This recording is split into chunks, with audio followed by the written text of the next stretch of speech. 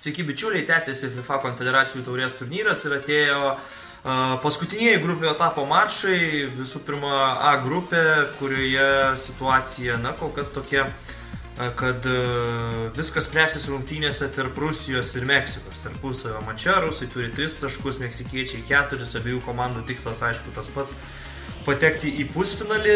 Ir šioje situacijoje, aišku, pranašumą teikiu Meksikos komandai dėl kelių priežasčių. Visų pirma, ir šiaip, man atrodo, meksikiečiai šiek tiek stipresni už rusus.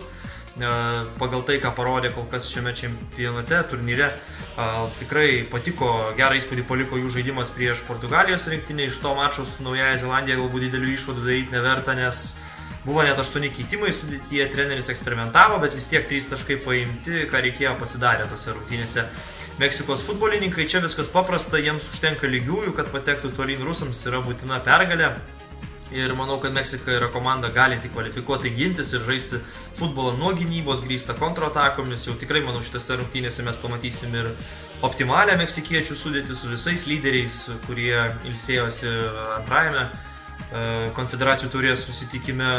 Ir, rusams norint sėkmės, tikinti sėkmės šitose rungtynėse reikės žaisti panašiai, kaip jie žaidė su Portugalais, galbūt paskutinį pusvalandį nuo pat pradžių taip laikyti tokią kokybę visų rungtynių metu, nes, tikrai nepakaks tokio futbolo, kokį pamatėme iš Rusijos rinktinės iki šiol, ir jiems kaip ir būtina pergalė.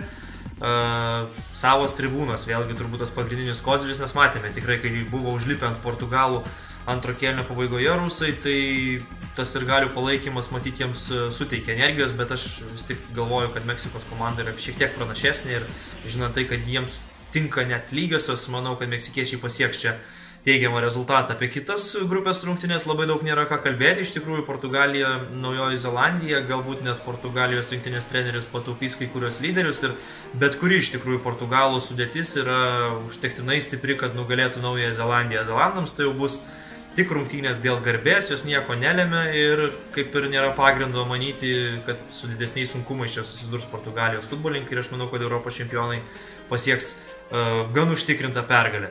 Ir įvykis, kurį renkuosi šią dieną konfederacijų taurės turnyre, yra rungtynėse Meksika-Rusija, rungtynėse, kurios svarbios abiems komandoms. Tai įvarčių suminis mažiau nei 2,5 įvarčio per rungtynes, labai trumpai argumentai.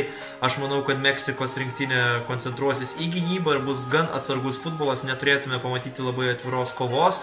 Rusijos rinktinė nespindi iš tikrųjų individualių talentų meistriškumu, kad galėtų žiauriai draskyti meksikiečių gynybą. Taigi aš manau, jeigu Meksika nepraleis greito įvarčio nuo rusų, tikrai šitose rungtynėse neturėtume pamatyti įvarčių gausos, todėl mano pasirinkimas mažiau nei 2,5.